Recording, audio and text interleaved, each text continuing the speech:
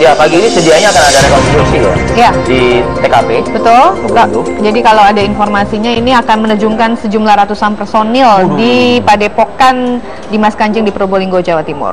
Ya, kami pun juga berhasil mewawancarai taat pribadi secara eksklusif begitu.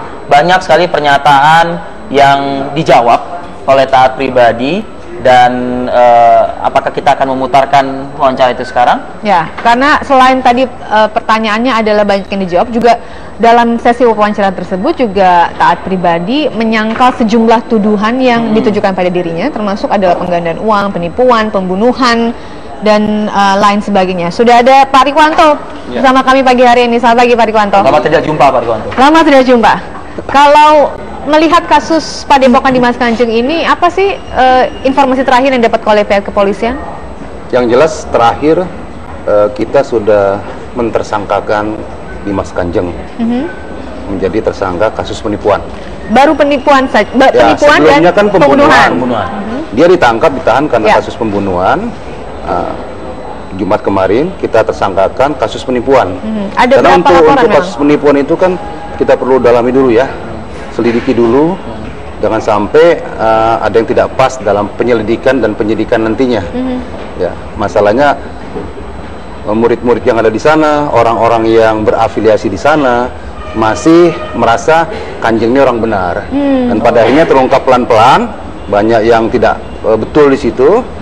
Kemudian hasil penyelidikan datanya cukup, baru kita tersangkakan. Yang tidak betul itu apa sih Pak Rikwanto? Ya seperti uang itu kan di video diambur-amburkan, di kanan kirinya ada bal-balan itu. Itu uang palsu atau uang? Itu ternyata kan yang seperti 10 juta itu kan, ditumpuk-tumpuk. Itu depannya saja yang uang, di belakangnya kertas putih. Oh, kertas. Ya. Jadi yang dikeluarkan dari badannya Dimas Kanjeng itu hal itu disiapkan memang di belakang. Uang asli? Kan dia buat jubah di daerah Probolinggo juga. Jubah merah besar itu dan beberapa jubah lainnya.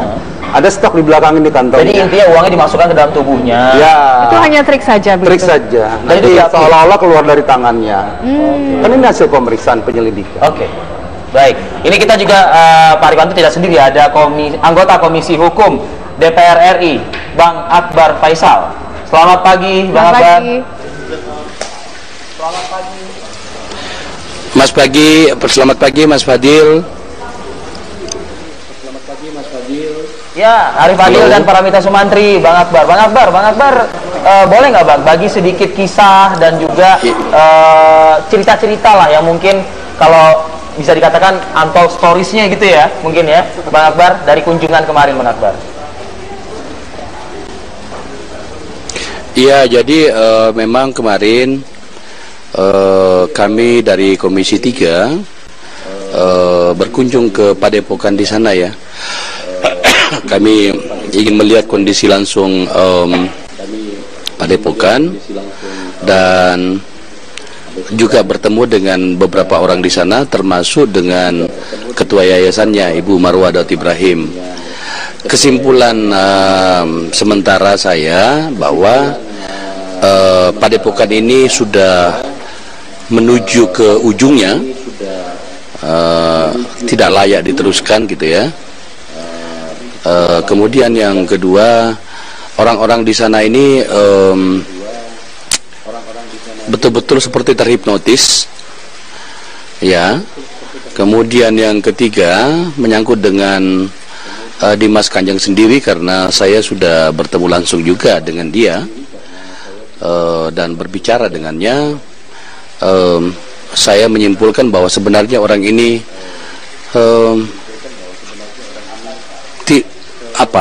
bagaimana saya harus membahasakan dengan bahasa yang sederhana dan halus, bahwa sebenarnya orang ini tak layak untuk melakukan ini, karena saya melihat dari sisi personal saja sebenarnya orang ini tidak, ya saya bingung saja ya bagaimana Mas Fadil bahasanya ya.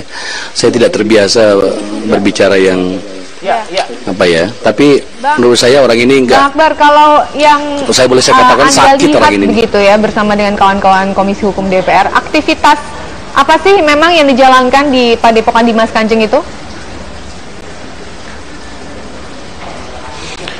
Jadi saya menjadi heran sendiri sebenarnya.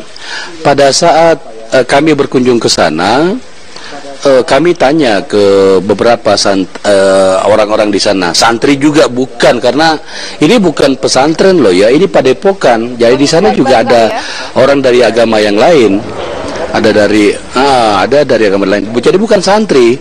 Dan si Dimas Kanjeng sendiri ini juga ya dengan mudahnya mengatakan, oh iya bukan santri, gitu ya, bukan padepokan. Nah, saya melihat di sana itu orang-orang ini memang seperti terhipnotis. Ada seorang bapak dari Rembang, saya tanya, sudah berapa lama, kami tanya ya, sudah berapa lama Anda di sini? Dia bilang sudah 1 tahun. Terus kenapa Anda di sini? Dia bilang saya tenang di sini. Jiwanya tenang, katakan seperti itulah kira-kira bahasanya. Kami tanya, kalau tenang begitu, apakah keluarga Anda yang Anda tinggalkan di kampung itu juga tenang? Karena Anda sebagai kepala rumah tangga meninggalkan tanggung jawab Anda di sana. Ya, jawabannya kemana-mana gitu. Tetapi pada sisi yang lain, kalau memang ternyata kan katanya sih ngaji di situ dan seterusnya. Saya tanya Pak Dimas Kanjeng ini pada saat kami bertemu di Polda, apakah Anda hafal Al-Quran? Apakah Anda paham tentang Islam dengan jauh? Dia katakan, saya bukan kiai. Lah terus apa kalau kayak gitu ya? Maka kemudian saya simpulkan dari berbagai data yang saya miliki bahwa sebenarnya orang ini semacam bidak catur aja sebenarnya. Dia dimanfaatkan oleh orang barangkali, dan dia juga memanfaatkan orang. Baju jubah hitam yang mengeluarkan uang itu dari belakang saya sudah coba juga di Polda, memang besar kantongnya, ya kan? Uang-uang yang dikeluarkan itu ya seperti ini nih, saya ada di tangan saya sekarang. Ini uang-uang palsu ini ya, ini ada emas palsu, ini emas palsu. Kemudian uang-uang yang dikatakan uang itu bukan uang. Ini loh, guntingan-guntingan kertas gitu. Kemudian tanda-tanda bukti transfer, bukti transfer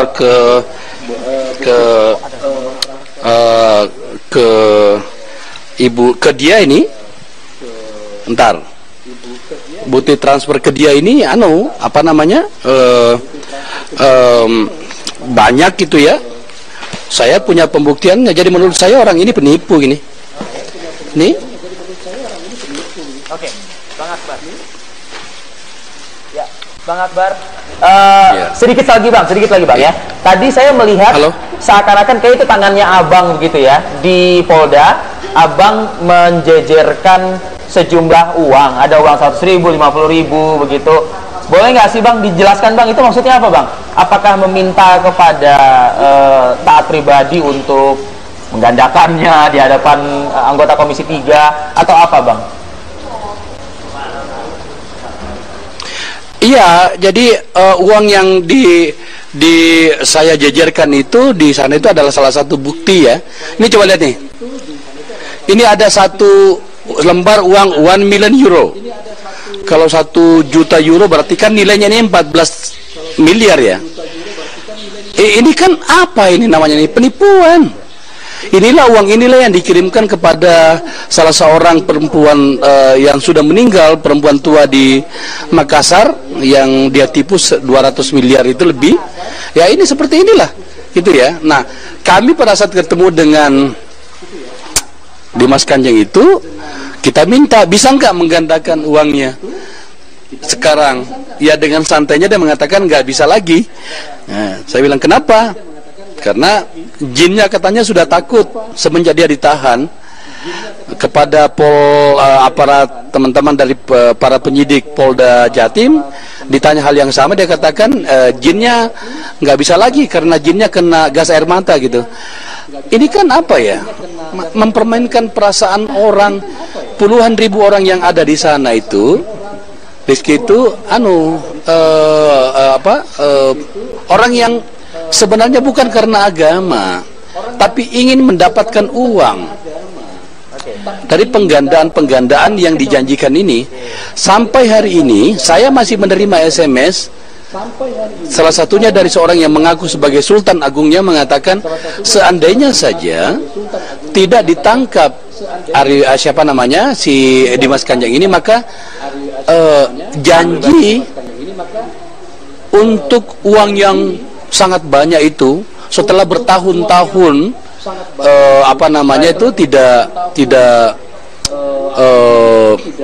tidak terbukti, itu akan terbuktikan. Ini kan apa ya? Ya kenapa tidak dari kemarin-kemarin? Jadi penangkapan polisi dijadikan sebagai alasan bahwa tidak jadi seluruh janji-janji itu karena ditangkap sama polisi. Jadi singkat cerita, orang ini penipu menurut saya. Saya tadi malam berbicara dengan salah seorang pengurus Majelis Ulama Indonesia, berbicara banyak kepada saya tentang ini. Dia katakan ya ini fenomena seperti inilah sering ada gitu ya, memanfaatkan banyak hal. Yang herannya saya kok masih ada juga yang percaya. Jadi saya minta masyarakat ya yang tertipu juga atau terjanji-janjikan segera melapor sekarang ke kepolisian.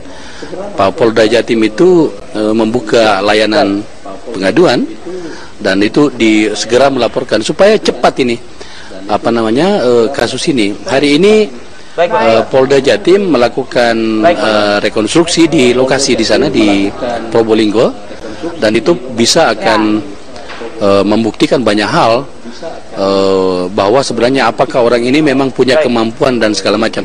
Kalau memang orang yang pintar secara religi, secara agama, lawang saya tanya, Anda ngerti nggak tentang Al-Quran? Anda paham Al-Quran nggak? Anda hafal nggak? Dia katakan enggak. Karena memang katanya saya bukan kiai. Lah terus apa? Baik, Bang Akbar. Jadi memang ini terstruktur ini. Terstruktur. Bayangin aja ada orang yang bisa ditipu sampai 200 miliar. Kan kasihan gitu. Baik, Bang Akbar, kita lanjutkan diskusi kita pagi ini sama Pak Rikwanto. Tadi kalau misalnya Bang Akbar mengatakan ini seakan-akan kayaknya ada semacam hipnotis juga begitu. Penyidik menemukan indikasi ke arah sana nggak? Tapi nanti jawabnya nanti ya Pak Rikwanto ya. Kami akan kembali saat lagi, masih di Apa Kabar Indonesia. Baik, itu tadi ya pernyataan dari pimpinan Padepokan Dimas Kanjeng. Pak Rikwanto, melihat apa yang disampaikan oleh salah satu anggota Komisi 3 DPR, Bang Akbar Faisal, begitu yang memang langsung ikut melihat bagaimana proses aktivitas di Padepokan, ada sejumlah barang yang ditunjukkan tadi oleh Bang Akbar Faisal, termasuk juga di salah satu koran hari ini ada sejumlah perhiasan emas. Ini apa yang dapat oleh pihak kepolisian? Emas asli atau jangan-jangan memang sepuhan seperti yang tadi disampaikan oleh Bang Akbar Faisal? Di sana kan orang bukan nyantri ya, tapi kebanyakan ngumpul berguru. Berguru itu bikin seperti jadi kanjeng, minimal dapat ilmunya. Bagaimana mendatangkan uang gaib ya dari bank gaib di alam gaib. Di antara tujuan sampai ke sana ada hal-hal yang perlu dilakukan olehnya, ritual-ritual seperti mandi di petilasan Gajah Mada, nangkep ayam hutan di Gunung Semeru dan lain-lain.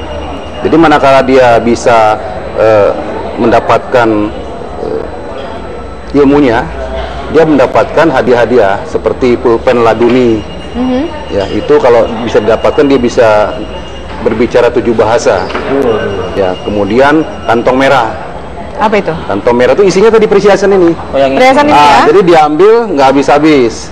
Dan ternyata itu kuningan atau sepuan-sepuan saja. Seperti tadi Pak Akbar Faisal juga pegang. Ya betul, itu sepuan. Dia juga bisa dapat kertas tulisan Arab, dikasih uang 10.000. Kalau sudah dijabah istilahnya, disertifikatkan bahasa mereka, itu tiap hari bisa menghasilkan 5 juta. Oke. Kalau melihat apa yang akan dilakukan hari ini, rekonstruksi di Padepokan, kemudian ada ratusan personil yang diterjunkan di sana, memang ada potensi yang bisa membahayakan atau tidak hal yang tidak diinginkan begitu? Rekonstruksi ini untuk kasus pembunuhan ya, saudara korban Abdul Ghani itu. Kenapa perlu pengamanan ketat? Karena memang di lingkungan situ, di santrinya tertentu ya, terutama lingkungan warga, itu dia seperti Robin Hood. Ya, jadi membagi-bagikan Dermawan, uang, ya. dermawan lah di sana. Walaupun kita duga itu hasil penipuan. Jadi bukan tidak mungkin orang yang masih tinggal di sana, kemudian ditambah warga masyarakat, masih punya pemikiran positif pada yang bersangkutan. Sehingga kita perlu jaga betul-betul dalam rekonstruksi ini. Saya kembali lagi ke soal penipuan sebelum kita ke Bang Akbar Faisal lagi. Menyambung apa yang disampaikan oleh Bang Akbar. Seakan-akan kayak dihipnotis atau apa segala macam gitu. Ada nggak ini penyidik melihat hal-hal demikian, dendam dan lain sebagainya? Kalau pembuktian ke arah situ memang perlu pemeriksaan mendalam ya, karena dia juga punya guru kalau nggak salah, Ilyas namanya. Kemudian apa saja ritual-ritual yang dia lakukan untuk seolah-olah dia punya ilmu, punya karomah. Nah, itu tetap kita selidiki. Namun yang paling pokok adalah memang begitu mempesonanya dia dengan duitnya yang luar biasa. Video-video yang di televisi itu, yang di YouTube itu kan salah satu sarana promosi juga kepada orang-orang masyarakat. Barangkali tertarik untuk menggandakan uang. Jadi berapapun uang Anda, kita akan gandakan di situ. Modusnya itu artinya mereka yang datang ke tempat padepokan ini menyerahkan uang asli dong, kan? Logika seperti itu. Jelas. Seperti yang di Makassar itu ya, sampai 200 miliar, walaupun bertahap. Sekarang yang punya uang itu, ibu itu sudah meninggal dunia. Yang menuntut anaknya sekarang ini. Jadi yang dibawa memang asli. Itu diapakan uang 200 yang sampai dengan 200? Nah, itu caranya. Uang-uang asli yang terkumpul itu akan dipromosikan kepada calon korban. Calon korban biasanya orang intelek ini, supaya coba aja lihat, pegang, bisa di terawang asli kan asli, banyak kan banyak. Diputar berarti ya? Itu dipertontonkan, dipertunjukkan kepada calon korbannya. Betul, calon korban yang kira-kira korban ini bakal ikut juga menggandakan uang dalam jumlah besar juga. Itu sarana promosi juga.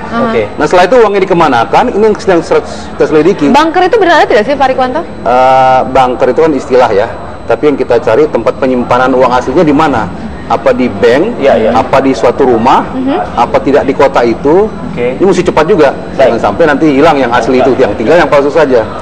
Karena jejaring taat juga banyak juga orang-orangnya ya? Ya, banyak. Dia punya kelompok yang tadi dikatakan Bang Akbar, Sultan ya.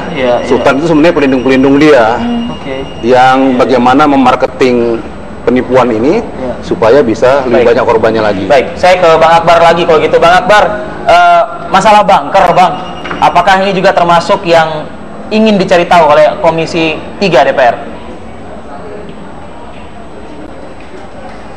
Ya, bunker seperti katakan tadi Pak Riwanto tadi, bunker itu mungkin istilah ya, mungkin ada tempat khusus di situ. Ini kan kecurigaan karena pertanyaannya orang ini begini sebenarnya. Pertanyaan saya juga, ini uang-uang yang dia dapatkan ini disimpan di mana? Di bank atas nama siapa? Bukti yang saya tunjukkan kepada Anda tadi itu, transfer itu dari Ibu Najemiah senilai 9 miliar itu tidak melalui orang dia namanya Suryono. Nah, pada saat ketemu dengan si Dimas Kanjeng ini kemarin, dia mengakui bahwa itu salah satu sultannya dia. Lah, apakah uang yang sampai ratusan miliar itu semuanya dipegang orangnya atau bagaimana? Disimpan di mana? Kemarin pada saat kami bertemu dengan dia itu, dia mengatakan bahwa uangnya ada di 2 tempat. Pertama ada di seorang lelaki namanya Dodi di Bangil, Pasuruan. Katanya di situ ada sekitar 500 miliar. Yang kedua ada di seseorang yang dia sebutnya Abah Dovir di daerah Tomang, Jakarta. Di situ ada sekitar 1 triliun. Proses dari padepokan ke orang-orang ini, termasuk yang ke Jakarta itu, pengiriman uangnya maksudnya itu menggunakan mobil-mobil box. Tapi apakah kemudian ini sesuatu yang benar? Saya tanya teman-teman penyidik di Polda Jatim, ini omong kosong katanya. Karena pernyataannya itu berubah-ubah. Uang itu juga uang apa?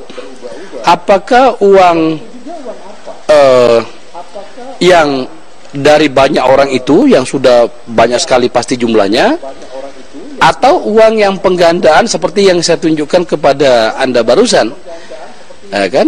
Karena sebenarnya kan itu uang monopoli yang dikumpul-kumpulkan. Jadi menurut saya ini sudah jelas kok, ini terlalu dengan terbukanya banyak fakta-fakta baru, maka kemudian sudah jelas bahwa sebenarnya ini adalah tempat di mana kemudian hanya berkedok penipuan dengan bernama padepokan ya, dan itu uang ujungnya gitu.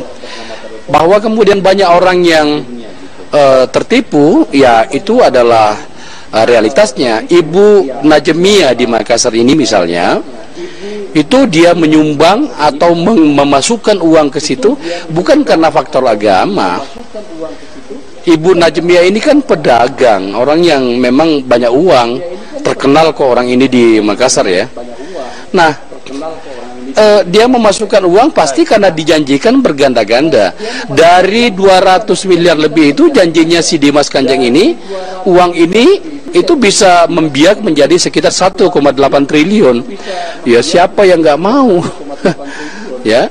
Dan kemudian ketika sudah terlalu banyak, ini sekaligus saya sudah sampaikan juga kepada penyidik, ketika sudah terlalu banyak uang ini, si Dimas Kanjeng melihat, wah ini sudah mulai mungkin kira-kira seperti itu, sudah mulai berbahaya ini, maka kemudian ya harus dilakukan sesuatu. Saya jujur ya, mencurigai sesuatu dengan kematian Ibu Najemiah ini. Dia sakit setelah dia meminum kiriman air dari Dimas Kanjeng. Ada, saya fotonya sudah saya tunjukkan kepada beberapa media. Itu tangannya Ibu Najemiah itu beberapa waktu sebelum meninggal itu, atau sakit itu di Singapura, itu menghitam itu ujung tangannya itu. Dan masih banyak yang lain lagi. Jadi menurut saya yang paling lucu itu dan sekaligus menghenyakkan, ketika dia beberapa orang mencoba menghubungi saya mengatakan seandainya tidak ditangkap oleh televisi, ditangkap oleh polisi maksud saya, maka kemudian itu uangnya itu sudah akan apa itu namanya, wahyu itu atau apalah namanya, itu akan turun dan betul-betul uang ini akan membiak gitu. Ya gimana logikanya coba? Baik, Bang, saya ingin dalamin lagi Bang yang soal tadi Abang mengatakan banyak sebetulnya, tidak hanya Bu Najemiah aja begitu. Nah, dari pernyataan secara langsung mungkin Abang bisa menceritakan juga kepada kita siapa-siapa saja Bang, karena yang berfoto dengan beliau atau beliau berfoto dengan tokoh ini juga banyak juga beredar seperti itu. Kita akan coba dalami lagi nanti ya. Kami akan kembali saat lagi. Instruksi di Padepokan Dimas Kanjeng. Kami ajak Anda terlebih dahulu untuk melihat bagaimana kondisi terkini di lokasi. Kita bergabung dengan Nachota dari Probolinggo, Jawa Timur. Bagaimana kondisi terkini di lokasi saat ini, Nachota?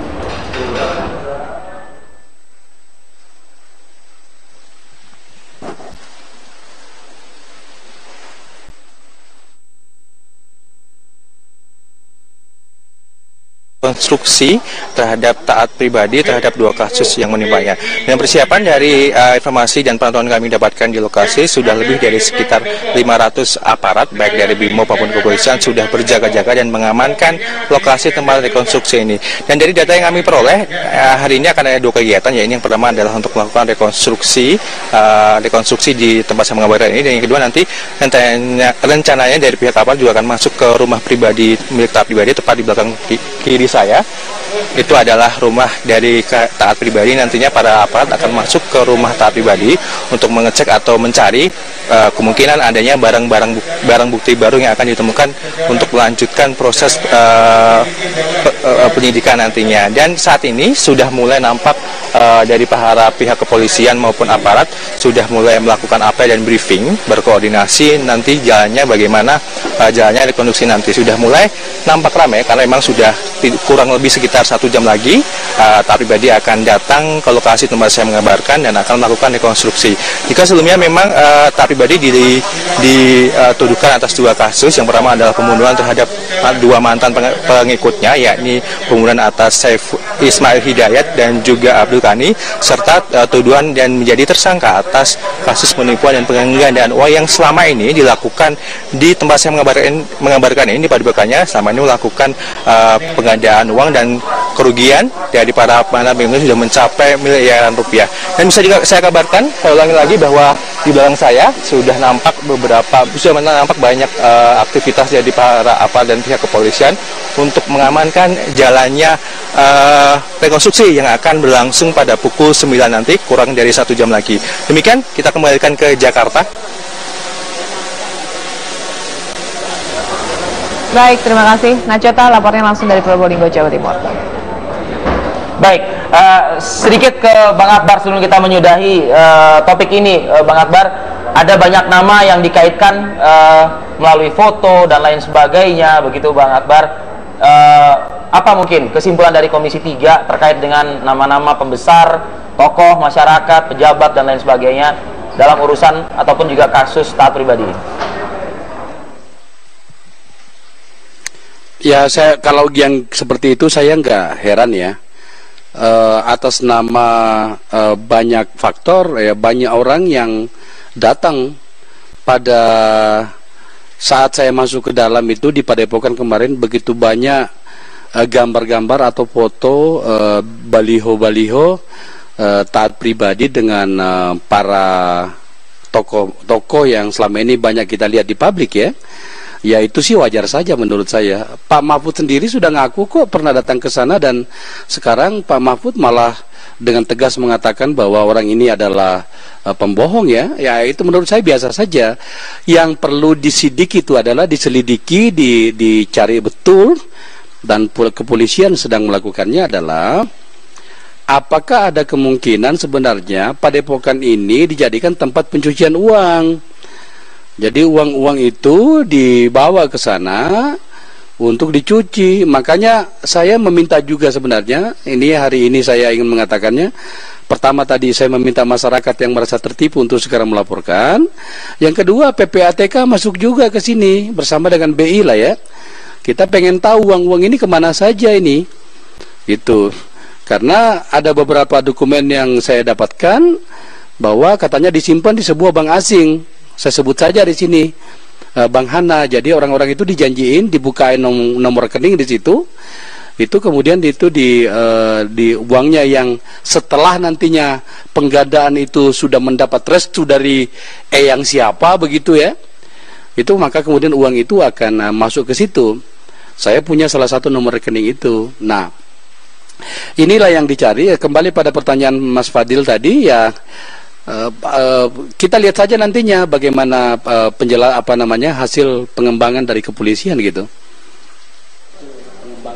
Baik, baik Bang Akbar. Pak Rikwanto, memungkinkan untuk ikut mengajak PPATK dan juga Bank Indonesia?